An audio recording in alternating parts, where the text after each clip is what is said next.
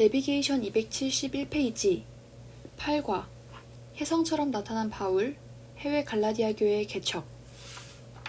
범인은 스데반 바울 등장 사건부터 예루살렘 종교회의까지. 가이드, 비결이 뭔지 아세요? 지도. 드디어 그 유명한 사도 바울의 선교 여행이 시작되었네요. 사실 저도 고등학교 막 졸업할 때 비로소 사도행전의 선교 여행을 재미있게 읽기 시작했어요. 비결이 뭔지 아세요? 지도. 지도를 보지 않고 읽으면 엉킨 실타래. 지도를 보면서 위치를 찍어가며 여행로를 이어가면 와, 신세계가 열려요. 자, 무슨 뜻이겠어요? 지도를 당장 보시라는 거예요. 1차 선교여행 지도 보고 계시죠, 지금? 안디옥에서 출발해서 안디옥으로 돌아오면 1차예요. 참 쉽죠? 이제부터 지도를 보고 따라오시는 분은 사도행전 2분의 1 이상 남은 분량 더하기 데살로니가 전서, 데살로니가 후서, 갈라디아서, 고린도 전서, 고린도 후서, 로마서, 빌레몬서, 골로새서, 에베소서, 빌립보서, 디모데 전서, 디도서, 디모데 후서를 다 가져가시게 되어 있습니다. 이런 구성 보셨어요? 덤이에요. 지명을 아느냐 모르느냐가 사도행전에 딸려다니는 부속 성경 목록을 읽느냐 못 읽느냐까지 좌우합니다. 꼭 예언서 같은 상황이죠. 열왕기하라는 실제 흘러가는 이야기에 딸려있는 부속 성경 목록들이 그 많은 예언서잖아요. 바울 서신서, 반드시 지도와 함께 가야 읽어집니다. 수칙입니다요. 지도 보는 법 하나, 큰 지방부터 외우세요. 마치 갈릴리, 유대 이렇게 구분해 놓은 것인데 그것보다 더 큰 단위예요. 아래 읽을 때 그냥 쭉 아래로 읽어 내려가면 안 되고 수리아 읽고 지도 보고 길리기아 읽고 지도에서는 어디 있나 보고 그렇게 아셨죠? 지도 보는 법 둘, 큰 도시도 외우세요. 마치 나사렛, 가버나움, 예루살렘, 가이사랴 같은. 예루살렘, 수리아 안디옥, 비시디아 안디옥, 다소, 에베소, 빌립보, 데살로니가, 고린도, 로마는 어딘지. 적어도 제가 말씀드린 지명을 모르시면 아래 내용부터 읽기가 어렵습니다. 이 책 닫아야 합니다요. 반드시 외워야 합니다. 지도가 머릿속에 있어야 읽을 수 있습니다. 한 번만 외우면 성경, 혈액순환이 됩니다. 만약 외워지지 않으신다면 지도를 옆에 두고 성경에서 지명이 나오면 반드시 지도 속에서 확인하시며 따라오세요. 자, 베이스 캠프, 수리아 안디옥에 펜 끝을 꼭 찍어놓고 계세요. 거기서 출발합니다. 아하자! 내비게이션 사도행전 13장 1절부터 3절. 무대는 수리아 안디옥 교회, 바나바, 사울, 마가 요한을 선교사로 파송하는 역사적인 순간. 선교사들은 베이스 캠프가 있어야 합니다. 그들을 파송하고 기도하며 서포트해주는 모체에 기대야만 활동할 수 있기 때문입니다. 파송교회죠. 각계 전투는 안 됩니다. 마치 깊은 바다에 산소통을 메고 뛰어들어가 전복이나 소라를 따는 잠수부와 그에게 연결된 산소호스가 꼬일까봐 1초도 눈을 떼지 않고 보는 선원과의 관계랄까요? 안디옥 배 안에 있는 선원들의 이름이 밝혀집니다. 몇몇 무명의 교인들이 시작한 교회의 키 멤버들이 누구인지 정체를 밝힙니다. 바나바, 니게르라고 하는 시므온, 구레네 사람 루기오, 분봉왕 헤롯과 함께 어릴 때부터 함께 자란 마나엔, 그리고 사울. 성령이 주체이십니다. 증인들입니다. 성령, 증인. 유언 단어대로 일은 진행되고 있는 중인데요. 금식하고 안수해서 세 사람이 1차 선교여행을 출발합니다. 1차 선교여행의 열매는 갈라디아 교회 개척. 사도행전 13장 1절부터 3절. 안디옥 교회에 선지자들과 교사들이 있으니 곧 바나바와 니게르라 하는 시므온과 구레네 사람 루기오와 분봉왕 헤롯의 젖동생 마나엔과 및 사울이라. 주를 섬겨 금식할 때에 성령이 이르시되 내가 불러 시키는 일을 위하여 바나바와 사울을 따로 세우라 하시니 이에 금식하며 기도하고 두 사람에게 안수하여 보내니라. 내비게이션 바울의 1차 선교여행 갈라디아 교회 개척. 사도행전 13장 4절부터 12절까지. 경로는 수리아 안디옥에서부터 수리아 실루기아, 구브로 섬 도착해서 살라미 그리고 바보까지. 와, 처음부터 대박. 키프로스 총독, 서기오 바울이 개종을 하다니. 대열을 낚은 셈, 용기 100배. 가이드, 출발. 읽을 성경 범위와 코스, 제목 다 보셨지요? 앞으로 이런 식으로 여행할 거예요. 펜 끝을 수리아 안디옥에 찍고 있었는데, 자, 이제 읽으시는 성경의 지명을 따라 이동하세요. 몸도 현장 속으로 이동. 아, 구브로 섬에 회당이 있다니. 재미난 발견 아닙니까? 가버나움 회당. 이런 말은 읽어봤는데 구브로 회당? 재밌네요. 유대인들이 거기에도 있었나? 이런 생각도 나야겠죠? 네, 엄청 많이 살았거든요. 회당 한마디에 유대인들이 많구나가 떠오르시죠? 이렇게 보물찾기처럼 한 문장 한 문장 여행하듯 읽어보세요. 제가 일일이 설명하지 못합니다. 저는 중요한 포인트만 찍어드릴 테니까 여러분은 성경 읽으면서 샅샅이 비경을 구경하세요. 그렇게 가노라면 바울의 속 생각도 알게 되고 감정도 느껴지고 성격도 보이고 약점도 보이고 앞으로 등장할 디모데, 브리스길라와 아굴라, 아볼로, 디도도 보일 거예요. 딱딱한 바울이 아니라 피붓에 그을린 바울이 보일 거예요. 앞으로 바울 사도와 죽을 때까지 동행해야 되니 말입니다. 같이 사는 거죠, 뭐. 구브로 섬 안의 바보는 로마 총독의 주재지입니다. 오늘날은 바포, 유대인 바예수가 등장합니다. 그는 구브로 총독의 예언자 노릇을 하고 있는데요. 구약, 남방 유다 말기에 바벨론 포로로 잡혀간 다니엘도 그랬습니다. 느부갓네살 황제 옆에서 미래 역사를 예견하는 직업인 박수, 술객이었죠. 바벨론 사람들이 볼 때는 여호와 하나님께 신접한 유대인 술객쯤 됐었던 거죠. 600년의 시간이 흐른 지금, 이 상황에 바예수라는 사람이 구브로 총독, 서기오 바울에게는 바로 그런 역할을 하고 있는 것입니다. 그런데 문제는 악령에 신접한 마술사예요. 성령께서 그를 알아보고 눈을 멀게 하십니다. 총독, 서기오 바울은 개종합니다. 사도행전 13장 4절부터 12절. 두 사람이 성령의 보내심을 받아 실루기아에 내려가 거기서 배 타고 구브로에 가서 살라미에 이르러 하나님의 말씀을 유대인의 여러 회당에서 전할세 요한을 수행원으로 두었더라. 온 섬 가운데로 지나서 바보에 이르러 바 예수라 하는 유대인 거짓 선지자인 마술사를 만나니 그가 총독 서기오 바울과 함께 있으니 서기오 바울은 지혜 있는 사람이라. 바나바와 사울을 불러 하나님의 말씀을 듣고자 하더라. 이 마술사 엘루마는 이 이름을 번역하면 마술사라.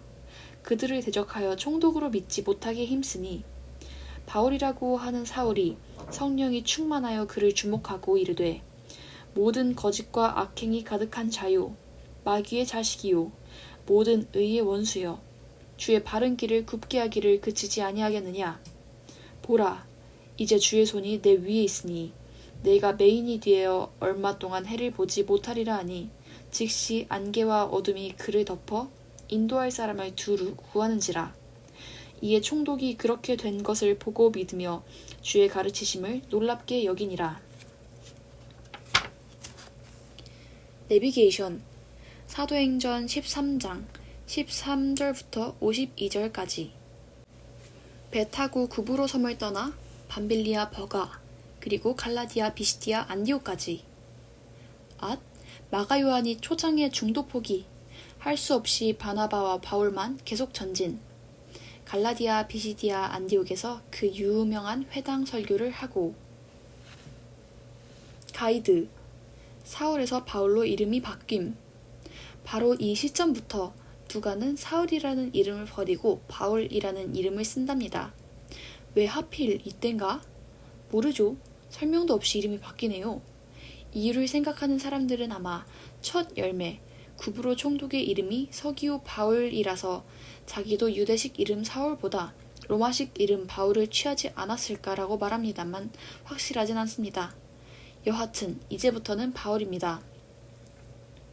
이 본문에서는 두 가지만 기억하면 됩니다. 첫째, 마가 요한이 뜻밖에도 예루살렘으로 되돌아갔다는 것. 둘째, 비시디아 안디옥에서 큰 성과가 있었는데 그때 했던 바울의 회당 설교가 남아있다는 것. 마가가 왜 돌아갔는지 이유는 모릅니다. 그러나 분명한 것은 타당한 이유가 아닌데 맥 없이 돌아갔다는 것입니다. 다음 2차 전도여행 때 바나바와 바울이 크게 싸우고 갈라치게 하는 원인을 제공합니다. 바나바는 또 데려가자고 하고 바울은 1차 때 바울과 바나바를 버리고 가버린 사람과는 동역할 수 없다고 의견이 나뉜 것이죠. 어쨌든 이제는 1차 선교 여행을 하는 선교사들은 두 사람뿐입니다. 이후 두 사람은 버가를 지나 비시디아 안디옥에 도착하는데요. 그런데 버가에서 비시디아를 가려면 엄청나게 높은 토러스 산맥을 넘어야 합니다. 요즘도 여기를 넘어가려면 버스로 서너 시간 가야 한다고 합니다. 깊고도 깊은 산입니다. 이곳을 당시에 자동차도 없이 혹자는 마가 요한이 버가까지 배 타고 와놓고는 이 산이 무서워서 돌아갔다고 추측하기도 합니다. 원래 바나바의 고향 구브로만 가기로 하고 왔다가 대열을 낚는 바람에 신이 나서 으쌰으쌰 버가까지 왔다가 산맥이 무서우니까 포기했을 거라는 거. 아니면 배는 왜 타? 그럽니다. 구브로에서나 비시디아 안디옥에서나 회당으로 먼저 들어간 것을 보면 바울은 처음부터 100% 외국 사람 영역에서 활동한 것이 아님을 알 수 있습니다. 현재 우리 한국 사람들의 상황으로 말하자면 이렇습니다. 전 세계에 흩어진 한국 사람들이 교회를 중심으로 모여 있는데 한국에서 파송받은 선교사가 그 나라 현지인 선교를 하는 것이 아니고 해외 한국 이민사회에 먼저 들어가서 활동한다는 뜻입니다.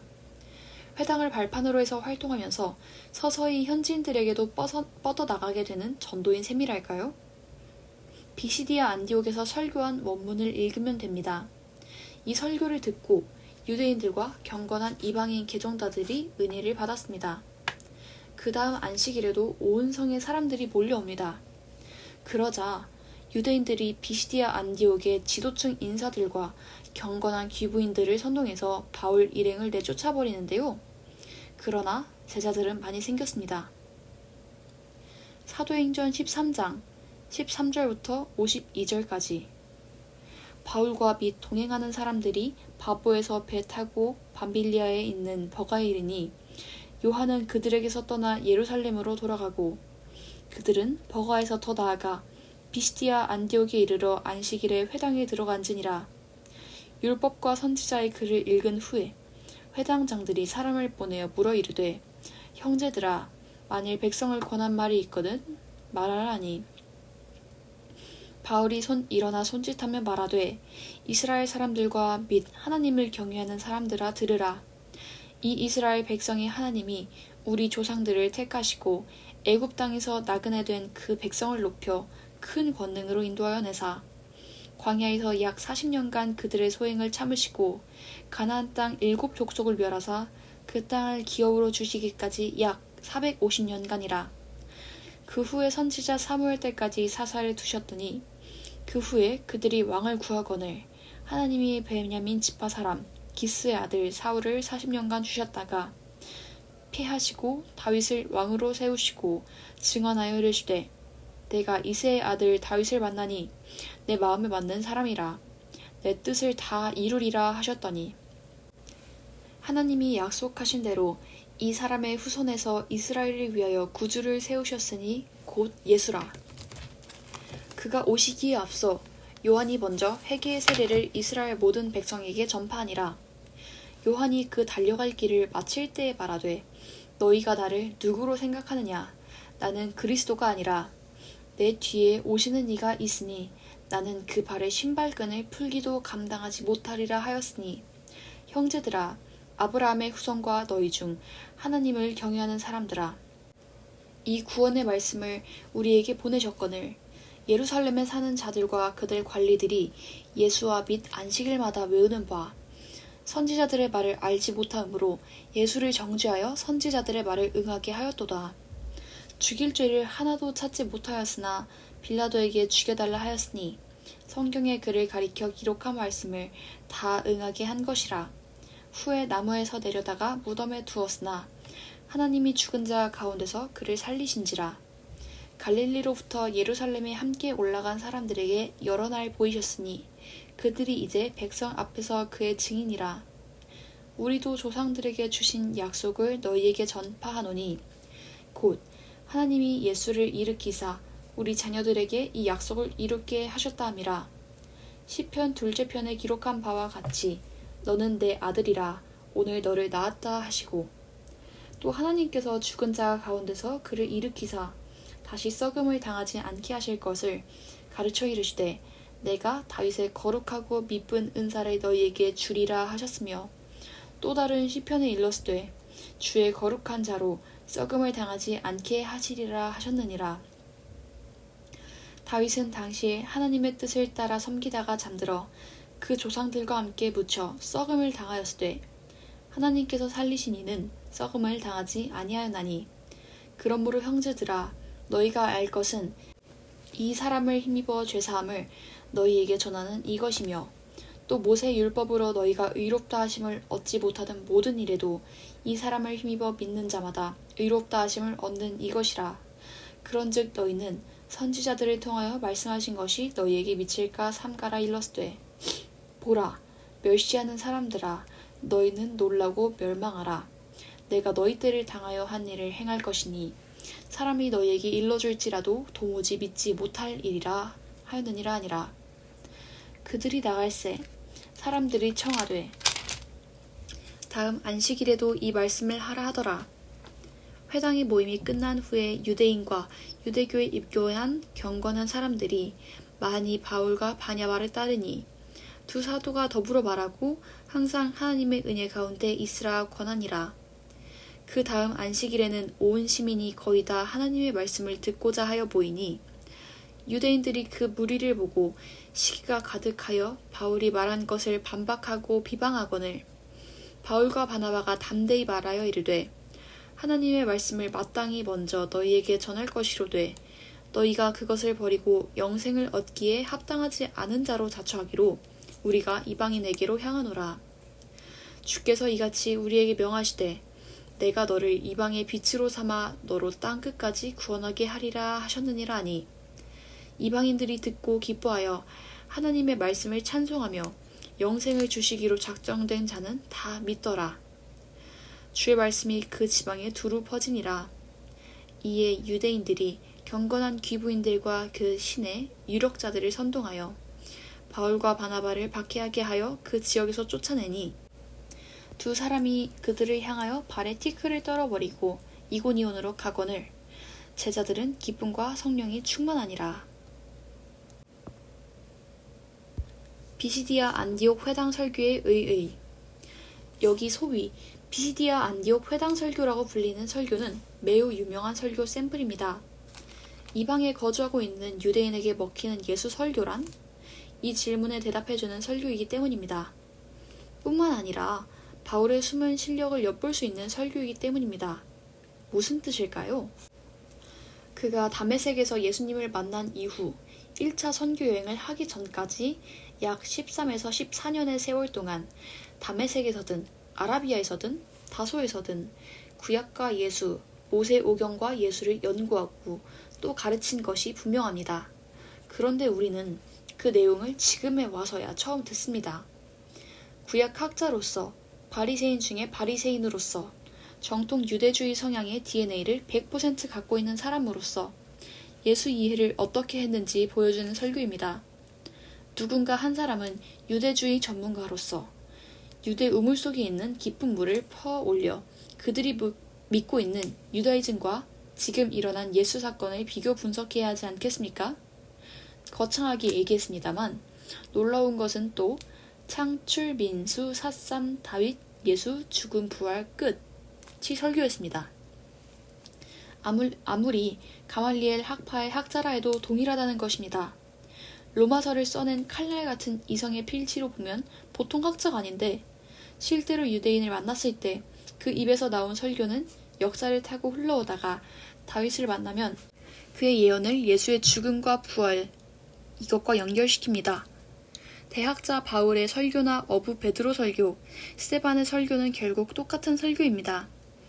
증인의 증언은 똑같을 수밖에 없었습니다.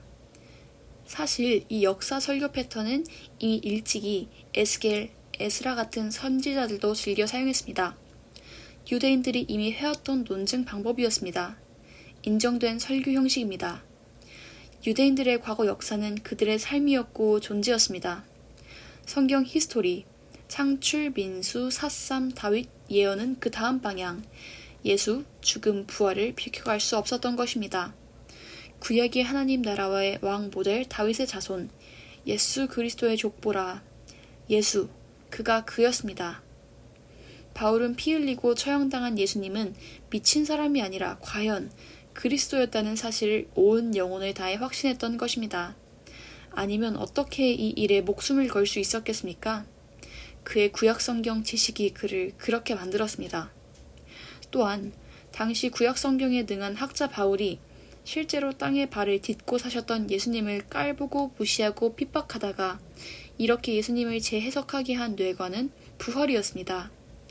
육신으로 만나지는 못했지만 다메섹에서 부활의 예수님을 보았습니다.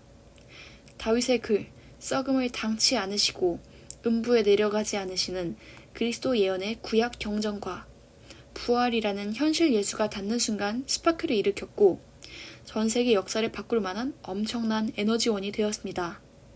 아, 그래. 전 세계 어디를 가도 유대인들에게 주장할 수 있는 깃발이다. 바울이 이것을 깨닫기 전 베드로나 스데반 역시 예루살렘에서 그렇게 설교하지 않았습니까? 똑같이 창출, 민수, 삿삼, 다윗, 예수, 부활을 공감하고 수용해 왔던 것입니다. 결국 예루살렘의 유대인에게나 비시디아 안디옥의 유대인에게나 예수 증언 설교는 한 분, 진리의 영이신 성령의 사역이라고밖에 말할 수 없습니다. 예수, 그가 누구인지를 증거하실 분, 보혜사 성령을 보내주시겠다고 하시더니 그가 이렇게 일을 하고 계시는 겁니다. 그래서 사도행전을 읽다 보면 계속해서 나오는 주체자가 성령, 성령, 성령, 성령이실 수밖에 없습니다.